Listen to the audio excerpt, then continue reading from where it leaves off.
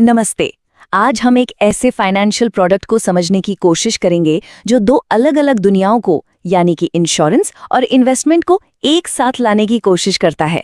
जी हाँ, हम बात कर रहे हैं LIC के प्रोटेक्शन प्लस प्लान की। चलिए गहराई से जानते हैं कि आखिर है क्या और कैसे काम करता है। रिटर्न से परे सोचें। देखिए, ये सिर्फ एक अच्छी लगने वाली टैगलाइन नहीं है, बल्कि ये इस प्लान की पूरी सोच को दर्शाती है।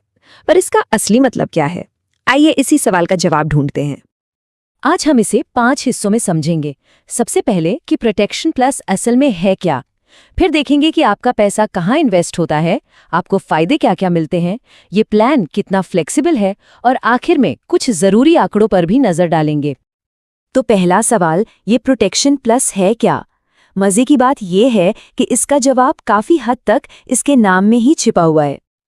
अच्छा, इसका जो ऑफिशियल नाम है वो सुनने में थोड़ा कॉम्प्लिकेटेड लग सकता है, नॉन पार लिंक्ड सेविंग्स प्लान। पर घबराने की जरूरत नहीं है। इसका सीधा सा मतलब ये है कि आपका पैसा मार्केट में इन्वेस्ट किया जाता है, इसलिए रिटर्न की कोई गारंटी नहीं होती, और ये इंश्योरेंस और सेविंग्स का एक मिला जुला रूप है। तो फिर पैसा जाता कहाँ है? यहीं से ये प्लान और भी दिलचस्प हो जाता है। देखिए, आपके पास 6 अलग अलग फंड्स में से चुनने का ऑप्शन होता है। ये कम जोखिम वाले बॉन्ड फंड से लेकर ज्यादा जोखिम वाले ग्रोथ फंड तक होते हैं। मतलब आप अपने रिस्क लेने की क्षमता के हिसाब से अपना इन्वेस्टमेंट चुन सकते हैं। और जो लोग ज्यादा रिस्क लेने के लिए तैयार हैं, उनके लिए अपना 100% पैसा इक्विटी में लगाने का भी ऑप्शन है। इसका मतलब है कि ज्यादा रिटर्न मिलने की संभावना भी बढ़ जाती है। पर हाँ, ये भी ध्यान रखना होगा कि इसमें जोखिम भी उतना ही ज्यादा है। लेकिन अगर मान लीजिए किसी वजह से पॉलिसी बंद हो जाती है, तो क्या होगा? इसके लिए एक सेफ्टी नेट भी है। ऐसी स्थिति में आपका पैसा एक डिसकंटिन्यूड फंड में चला जाता है, जहां 4% की गारंटीड ब्याज दर मिलती है।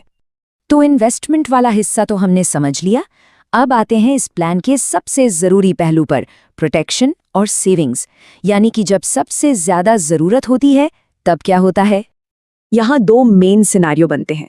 अगर पॉलिसी होल्डर की मृत्यु हो जाती है, तो नॉमिनी को 3 अलग अलग अमाउंट्स में से जो सबसे ज्यादा होगा वो मिलेगा। इससे एक मिनिमम गारंटी बनी रहती है। और अगर पॉलिसी होल्डर पूरी अवधि तक जीवित रहते हैं, तो उन्हें अपने यूनिट फंड की पूरी वैल्यू मिल जाती है। और हाँ, एक और बढ़िया फायदा है। अगर आप पॉलिसी को उसकी पूरी अवधि तक चलाते हैं, तो आपके जितने भी मोर्टेलिटी चार्जेस कटे हैं, वो सब आपको वापस मिल जाते हैं। ये तो एक अच्छा बोनस हुआ है ना? जिंदगी में कब क्या हो जाए कुछ कहा नहीं जा सकता, सही है ना?